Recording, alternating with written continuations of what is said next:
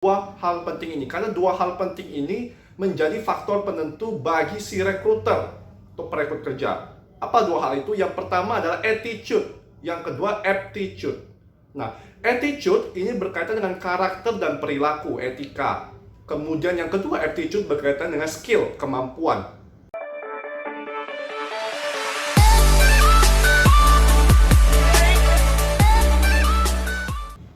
Hai, salam sejahtera untuk kita semua. Selamat datang teman-teman di channel Frankie Chua Series. Nah, kesempatan hari ini senang banget, happy banget karena aku bisa sharing lagi kepada teman-teman. Dan harapannya konten-kontennya bisa membawa manfaat ya untuk teman-teman semua dan memberikan inspirasi. Karena dulu aku juga dapat inspirasi dan dapat ilmu teman-teman dari pengalaman, dari guru, dari podcast, dari buku, YouTube, dan lain sebagainya. Yang mana ya udah aku mau sharing lagi nih ke teman-teman supaya manfaatnya bisa terduplikasi. Oke teman-teman, nah di video ini aku mau bahas mengenai salah satu pengalaman aku. Jadi dulu teman-teman aku pernah posting sebuah job atau sebuah lowongan pekerjaan di company di startup itu.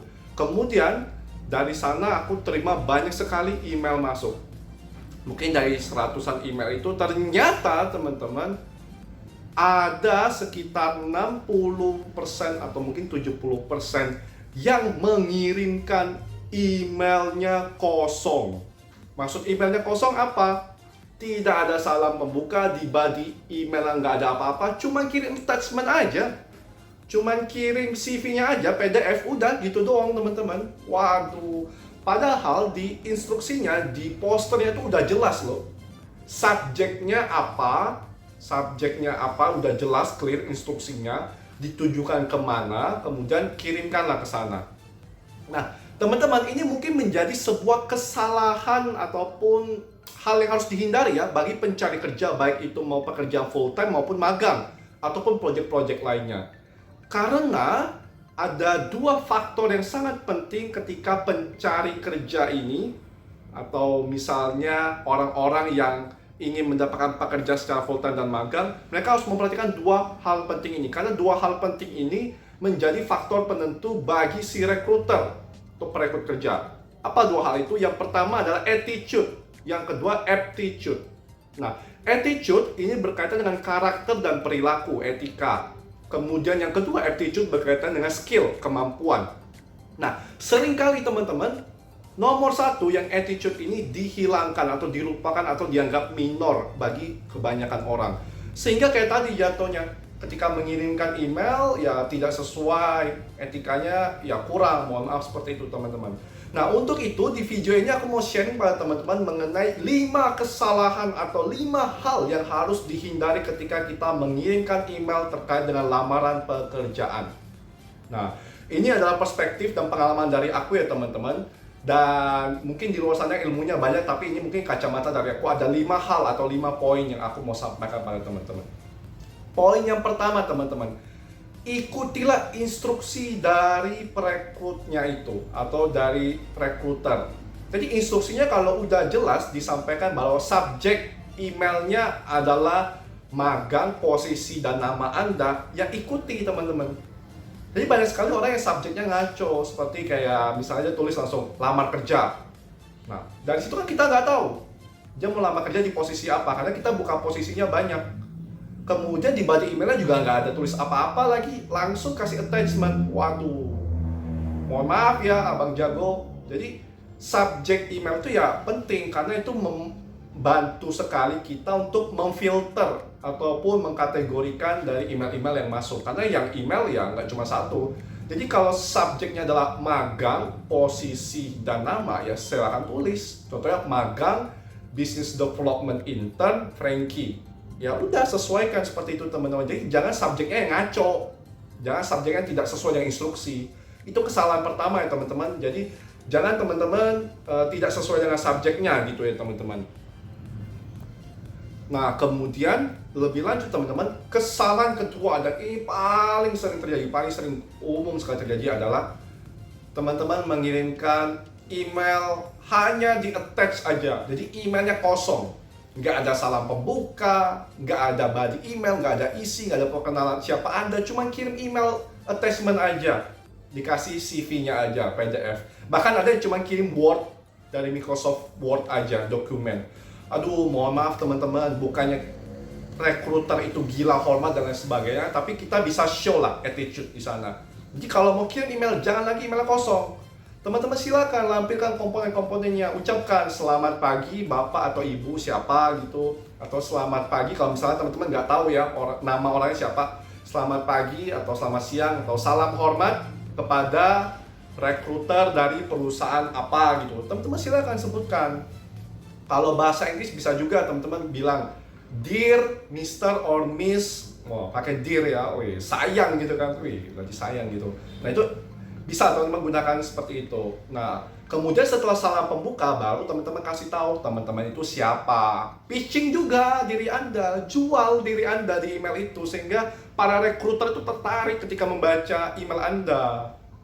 Jadi contohnya gini teman-teman, saya Frankie Chua, saya menempuh pendidikan di Fakultas Ekonomi dan Bisnis di Universitas Indonesia, jurusan manajemen dengan konsentrasi keuangan. Nah, itu kan ada backgroundnya, jadi tahu teman-teman tuh siapa.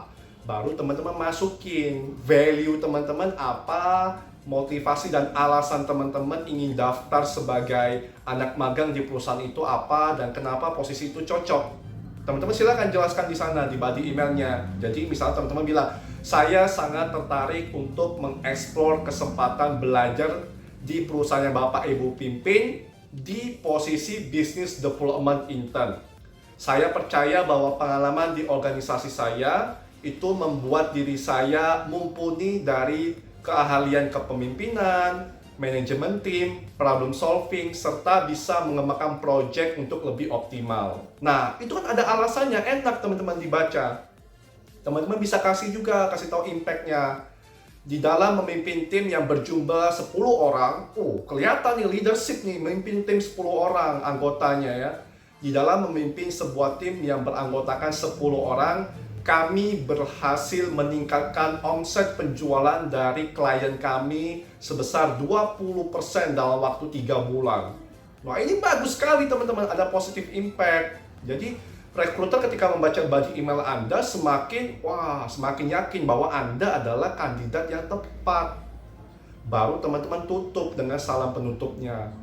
Berikut saya lampirkan CV sesuai dengan requirement-nya ataupun yang lainnya. Misalnya ada ijazah, transkrip nilai atau apapun itu yang diminta, diinstruksikan, teman-teman silakan kirimkan. Berikut saya lampirkan dokumen yang telah diminta. Harapannya dokumen ini dan juga skill dari yang saya punya bisa sesuai dengan kebutuhan dari perusahaan yang Bapak Ibu pimpin. Demikian email ini saya sampaikan. Bila Anda memiliki pertanyaan, mohon jangan sungkan untuk mengontak saya di email ini. Baru teman-teman attach, kasih CV-nya, dan CV-nya, resume-nya di PDF-in teman-teman. Jadi PDF itu ya formal lah, jadi nggak Word aja gitu teman-teman. Baru teman-teman kirimkan. Nah itu kan ada etikanya ya teman-teman, seperti itu. Jadi itu kesalahan nomor 2 yang sangat fatal sering kali terjadi teman-teman. Bukannya gila hormat ya attitude ya teman-teman, tapi ya itu ada etikanya lah. Bisa show kita punya value, punya kepribadian yang bagus. Nah kemudian yang ketiga teman-teman, yang ketiga itu biasanya ini yang mungkin bisa teman-teman hindari ya. Sebenarnya nggak salah karena preferensi, nggak ada yang mutlak salah, tapi preferensi, dan mungkin ini bisa teman-teman hindari adalah mengirimkan CV tidak di jam kerja. Jadi ada orang yang kirim CV-nya itu di hari Minggu, bahkan di jam 7 malam. Ya mohon maaf, kita lagi off, kita nggak buka email, kita nggak lihat, dan itu mungkin akan ketumpuk. Ya kalau bisa teman-teman kirim di jam kerja lah, di jam 9 sampai jam 3 sore itu di rentang sana teman-teman boleh kirimkan. Kecuali teman-teman udah janjian sama orang yang mau di-emailkannya, teman-teman udah bilang mau kirimnya di jam berapa, atau orang tersebut udah request kamu kirim aja di weekend, di malam hari nggak apa-apa, saya terima. Itu boleh teman-teman lakukan. Nah jadi nomor 3 ini bukan kesalahan, tapi ya mungkin hal yang perlu diperhatikan, seperti itu ya teman-teman. Nah kemudian hal yang perlu diperhatikan dan hindari nomor 4 adalah teman-teman gunakan email yang formal dong. Ada yang email ke saya gunakan, nama emailnya tuh unik teman-teman, lucu. Masa ya Misalnya namanya ya aku sayang kamoe @gmail.com. Aduh, teman-teman, tolonglah, ini agak gimana ya, emailnya nggak legit gitu teman-teman. Jadi kalau bisa teman-teman gunakan email yang kita mudah pahami. Contohnya namanya frankiechoa@gmail.com, frankiechoa@ui.ac.id.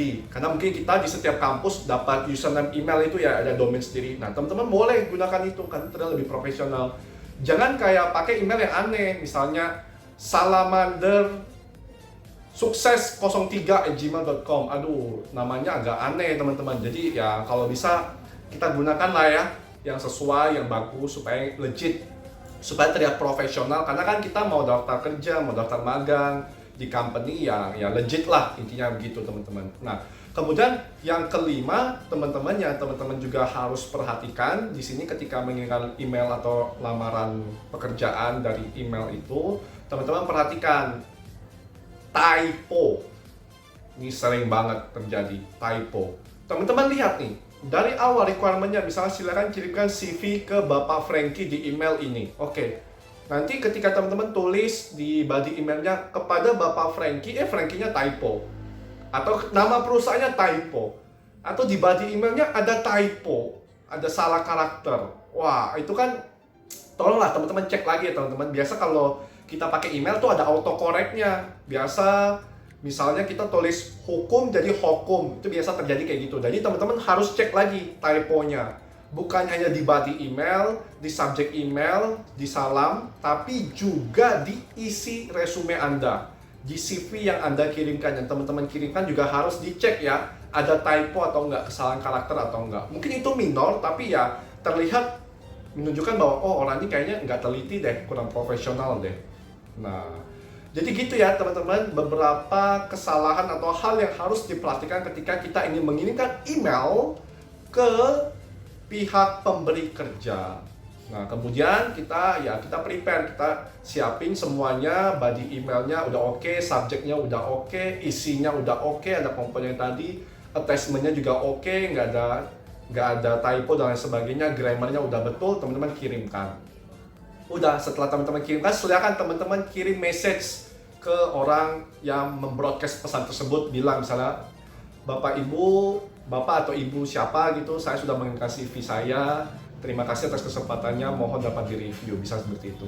Nah teman-teman tinggal tunggu hasilnya. Nah biasanya ada orang yang nggak dapat nih pengumumannya, udah 2 minggu nggak dikabarin balik. Nah mungkin teman-teman boleh nih send follow up email. Nah send follow up emailnya juga yang elegan, yang gentleman. Contohnya adalah subjek emailnya teman-teman tulis follow up email. Nah teman-teman tulis yang apa, terkait apa. Lalu di subjek emailnya sudah oke, masuk ke body emailnya. Tetap ada etikanya, selamat pagi Bapak atau Ibu siapa gitu. Baru di body emailnya teman-teman bilang, di kesempatan 2 minggu yang lalu saya mengirimkan lampiran CV saya untuk mendaftar pekerjaan atau mendaftar magang di posisi ABC di perusahaan Bapak Ibu pimpin.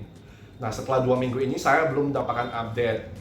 Saya mohon informasi bila Bapak Ibu membutuhkan informasi tambahan dari saya untuk mempermudah proses rekrutmennya.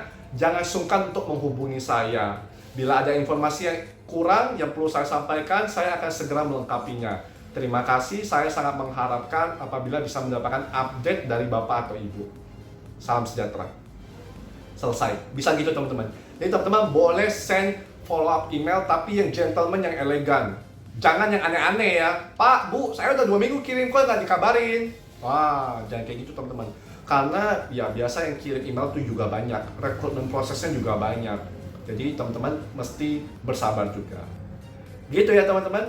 Demikian video ini saya buat teman-teman. Bila Anda merasa video ini bermanfaat, silakan Anda subscribe, bunyikan loncengnya untuk dapatkan informasi video lainnya. Teman-teman boleh bagikan juga dan teman-teman bisa aplikasikan. Nah, kalau teman-teman punya pengalaman atau tahu informasi lainnya mengenai kesalahan-kesalahan ataupun hal yang harus dihindari ketika mengirimkan lamaran pekerjaan melalui email, boleh teman-teman taruh di kolom komentar. Nanti akan saya bahas di video selanjutnya. Terima kasih teman-teman dan sampai jumpa.